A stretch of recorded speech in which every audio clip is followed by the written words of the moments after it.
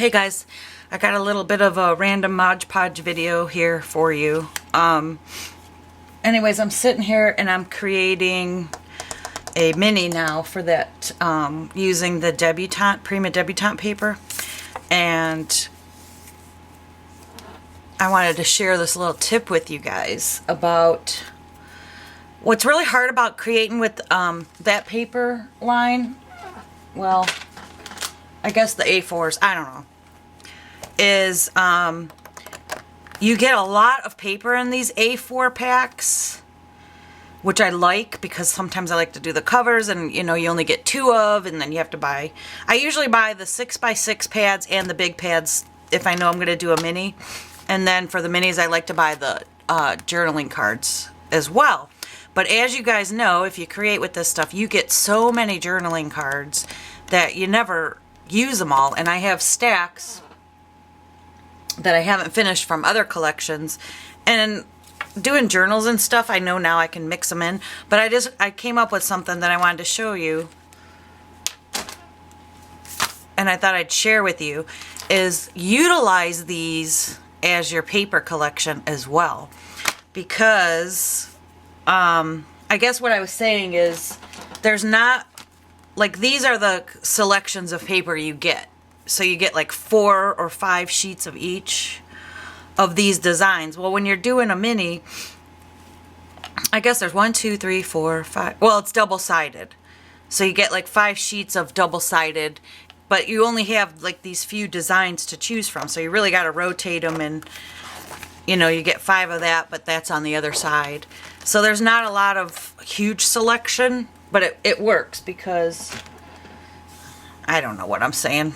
Anyways, it works. But now, so what I want to tell you, when I buy these journaling cards too, use these as your paper, like for your small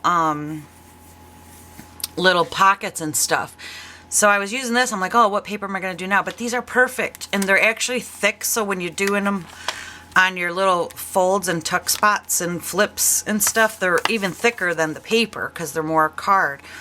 But like this one, and this one, I cut out from the cards, from the journaling cards, and it just cuts perfectly, and it makes it like scrapbook paper. So not only do I have to work with from the 6x6 and the 12x12, but utilize that, and look how pretty that came out. And then I'm gonna put this one, I did it for that one, and then I'm gonna do this one down here, and it was just the journaling card.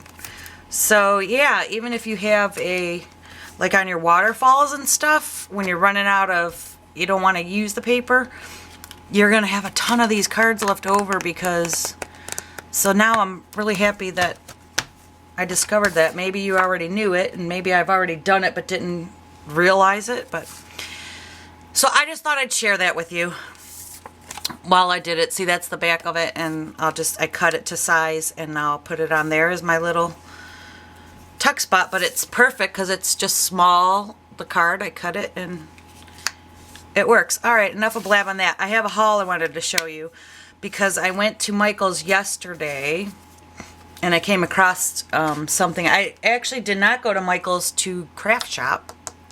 I actually went to Michael's for a different purpose, to buy something, and I guess I'll share that story with you at the end of this video if you really want to hear it. It's kind of funny, but gross, but funny. But anyway, so I came across, I wanted to get more word stamps for journaling, for random stamping on my journals, and more of the border stamps for the pages, because I really only had a few that I was rotating. So I came across these from Recollections, and I like them for the tops of pages and stuff, so I got that. And then I found these words and little flowers that are good for random stamping in journals and stuff.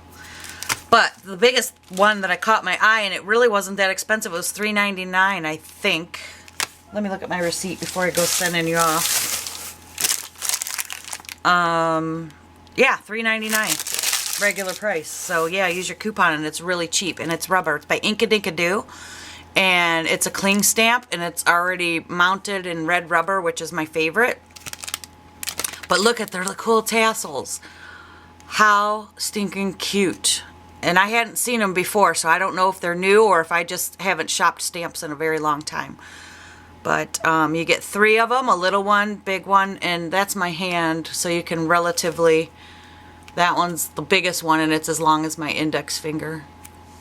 But how cool are those going to be for tags and just random stamping in journals, and you can cut them out and make, yeah, I'm real excited about that. So I wanted to share that with you. And so now I'll just finish doing this, and you can kind of watch me maybe, and I'll tell you the story. If you don't want to hear the story, then click off. But so anyways, what I intentionally went to, and I'm sharing this with you because you guys cracked up about the sandwich in my one tutorial video about my husband. And I'm gonna tell you, I can go on and on about crazy stories with my husband. But let me tell you this. So the other night, not last night, but the night before, I was up late crafting, which I do every night. I do most of my crafting at night. Where's my tape? And I came downstairs and the whole kitchen stunk like somebody vomited. I mean, it was, as soon as I got down the steps, it like hit me right in the face. I'm like, what in the heck? Who got sick? And I have 5 adults and a child that live in this house. So it's really hard to keep up with everybody. You know, they all work different shifts and they come home and who knows what anybody's cooking, doing, what, I don't know. But anyway, so the smell was horrible, and I was on Skype with my girls. Barb, I told you this story, and I'm telling you, the whole downstairs, it smelled like vomit, like total vomit. And I thought, oh my God, somebody got sick and left the bucket somewhere or whatever. So I proceeded to like go down in the kitchen and investigate a little bit of what in the heck this smell was. So I look over, and as I told you guys, my husband's a mailman. Well, the other day it rained, and I guess he had a walking route, and he put his boots, because they got wet, on the vent in the kitchen, and he turned them upside down. And now it's not wintertime, it's summertime right now, okay, so it's air conditioned, so I don't know what he thought that was going to do. But he had them flipped upside down, and I was like, he's trying to dry them overnight. And I'm like, that can't possibly be what that smell is coming from. Because I mean, you would think you would smell it when you went over there or something, but this was so, I mean, it encumbered the entire house. So I'm like, that can't be the smell. Somebody did something. So then a little bit later, it came down again, and I'm like, damn, that is the smell coming from those boots. So I actually got him out of bed, and I said, we have a problem, and you need to go fix it. Get those boots outside. I've already warned you, don't bring your smelly boots in the house. I make them keep them in the garage. He goes, oh, I was just drying them. So he didn't believe me. And he came out and he goes, oh my God. So he took this, he couldn't believe the smell. So he took them outside, and that was overnight. I figured when I would wake up the next morning, the smell would be gone, right? No. I don't know what, if it leaked down into the vent. How could it? They were damp boots from walking in the rain. So all day I took first of all, my one son stayed at a friend's house for the night. He moved into a new apartment, so he came home at like 11 or noon or something. And he came in the house, and I was outside in the garage. And he came out of the house, and he says, is it my imagination, or does the total house smell like, well, I won't even say what he said, but it's, and I said, no, it's not your imagination. I'm trying to figure out how to do it. And I'll take it. When he took the boots outside, I sprayed Febreze in the vent, the spray of Febreze. Still didn't take care of it. Sprayed Lysol all around the whole downstairs. So then when I woke up in the morning, I have one of those, you know, those pots that you plug in and you put the melt in and it smells up the whole house. Well, I have one fragrance that's like hazelnut coffee, and I can never burn it because it's really, really strong, and the whole house, it'll just burn your nose. So I actually took that, put it by the floor where the vent was, where he had the boots, melted that. I could still smell the smell. So then I decided that's what provoked me to go to Michael's to buy those, you know, those paper sachets that are super fragrant. at Michael's, that when I worked there seasonally, I couldn't even stand opening those because you'd go home with the most massive headache ever.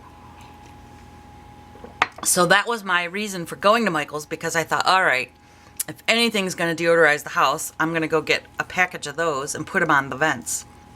So I did that, and I bought them, and they're sitting on the vent. Do you know that I can't smell it in the house anymore? And I don't know if it's just stuck in my nose, but I can still like smell a little bit of it. So, but yeah, so that's another tip. You could put those bags on your vents and deodorize your house, because they are really, really strong. But I just thought I'd share that little story with you, because I never in my life smelled something so horrible from a pair of stinky boots. In fact, I made him throw his socks away that he wore yesterday after going back to work, because I didn't even want them in the house, or let alone to go in my laundry. But oh well, you can laugh if you want, or feel sorry for me, I don't know. But that, I've never in my life, I can't even exaggerate this story, because in fact you're not going to get the full effect, because you don't even, it was just horrible. I don't even know how it could be still in the vent. I really don't. I think I could have put the most rottenest bag of garbage and chicken and everything in the garbage can for 2 days, and it wouldn't have smelled that bad. So,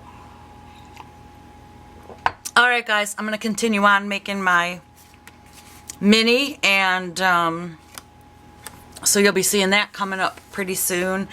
And also, I'm going to, as soon as I can take myself away from this today, I have, which I've been saying, stay tuned for some videos. I'm going to have some flash sales on some minis that I don't have in my Etsy.